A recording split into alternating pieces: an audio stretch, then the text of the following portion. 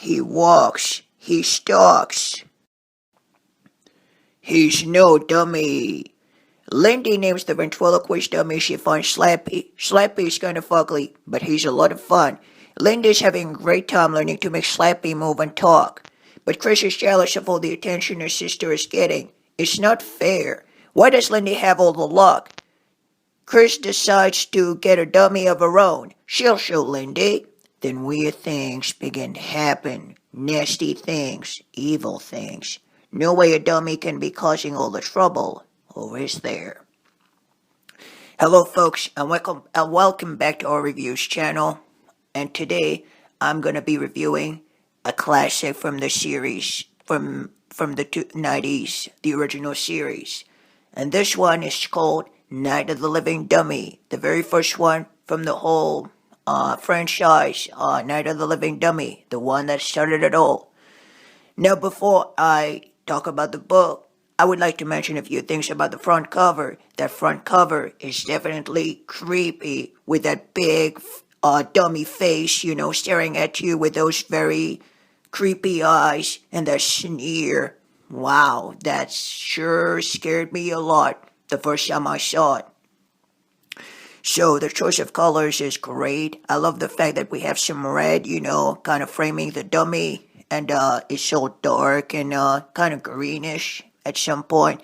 And the dummy's face is so terrifying. I mean, can you imagine waking up in the middle of the night and seeing this, staring at you? Whoa, that's creepy. Definitely creepy. So, perhaps let's get into the book now.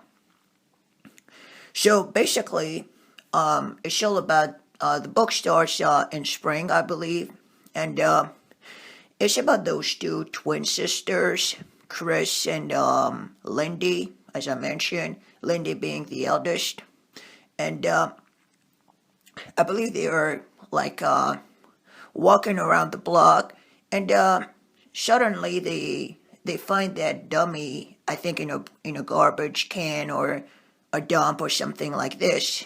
And so Lindy decides to become a ventriloquist because she's looking for some kind of a hobby or something to do with the free time. So that's what she decides to do. But then Lindy, Chris, her sister, who's kind of a copycat who likes to imitate her sister, you know, to be like her and stuff. That's something that you really have a lot in, with sisters and in that kind of setting. So it's really realistic, I would say.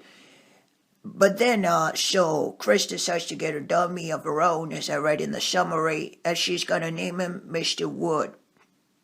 Now, Mr. Wood is not really well known because you would tend to, if I say the word dummy, you would automatically think about Slappy. But yeah, that's kind of he's one of the main dummies of the book, Night of the Living Dummy. So we better not forget about him. But basically, some pretty weird things are going to start happening around the house and inside the house.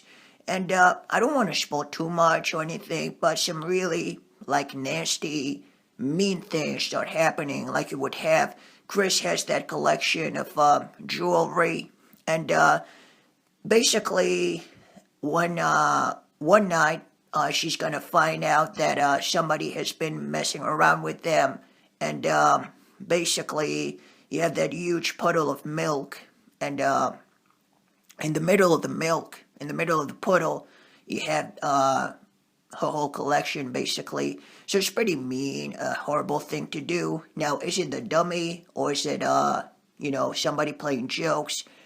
I cannot tell because it's a spoiler-free review, but you'll find out, and maybe it'll probably shock you, the answer to that question. But let's not get ahead of ourselves. So basically, that book actually focuses a lot on the dummy and how his head moves in the dark. At some point, it's the middle of the night, and he's by the window. I think he's on the windowsill or something, and you'll find out that he seems to be shifting position and stuff like this. So it's a pretty creepy thing. It's actually terrorizing, I would even say, because it's just something that would actually make you feel very comfortable. It's pretty unnerving and yeah, very very terrifying, as I mentioned before. And there's a scene in the middle of the night where the two sisters are gonna try to unite in order to discover the truth about what the heck is happening inside the house. And I think that scene was so freaking scary. I think that this book is one of the darkest Goosebumps books out there, along with Say Cheese and Die, Welcome to Dead House, and Let's Get Invisible. That book was definitely creepy, man. I really loved it. It's one of the darkest Goosebumps books out there. But yeah, so the dummies kind of wreaking havoc, and they kind of try to stop him before he ends up committing something that would be very, very, very bad for all of them. And I believe he's looking for slaves at some point. He's like, you're gonna listen to everything I say, slaves, something like that. Now, who is the dummy that is playing all these things, all these mean tricks? I mean, who's doing all these terrible things? I won't tell you either. I'll let you find out for yourselves. But also, there's a scene that I would like to talk about briefly. It's the scene where Chris is out of school and in school, and I believe she's animating some kind of a performance where she's having there are all these parents and kids, and they're attending some kind of a school play, and there's she's there with the dummy, Mr. Wood, I believe. And there's gonna be such a gross scene. I don't want to tell you anything. I don't want to mention anything about it. I don't want to, spoil it or ruin it for you, anything like this. But that was such a creepy scene, and I gotta tell you, it really grossed me out. It probably will gross you out. And if you have read it already, you know what I'm talking about.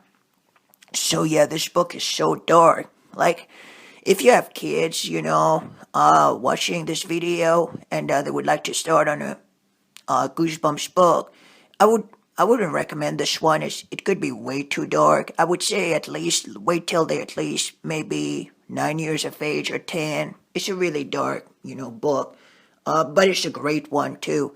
It's my favorite Night of the Living Dummy book. I think it's the one which is, like I said, it started it all, the whole series. But that one was so well written. I'm amazed by how Stein, started with something like it was simple, a dummy concept, and he made it, he shaped it, he modeled it into something that was so like good, really awesome. It also reminded me a little bit about like the Chucky movies, Dead Silence, and stuff like this, because it's kind of the same concept, right? Isn't it? It's really like yeah, a dummy that is actually alive and stuff, and who's trying to rebel against his owners. That was such a great one. I can't think of anything.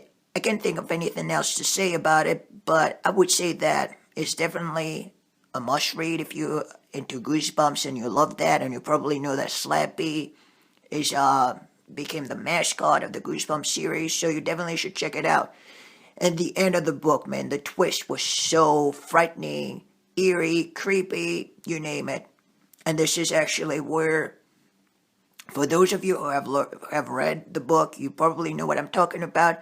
A legend was born at the very end of the book, the very last sentence.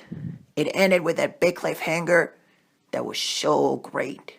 One of the best endings in Goosebumps, I would say, definitely. Really loved it. Really, really, really.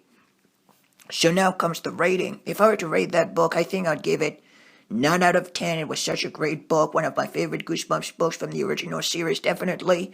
I would definitely check it out. The only thing I didn't really like is the kind of rivalry, the kind of, how would I say, hatred, animosity between the two sisters, that they hate one another.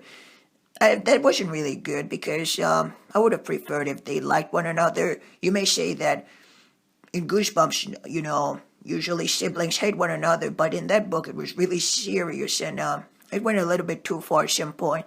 So that's the only drawback of the book. But other than that, it was so awesome. I really would recommend it, especially if you're a Goosebumps fan and you never read any of the Night of the Living Dummy books. You should start with this one and tell me what you thought about it.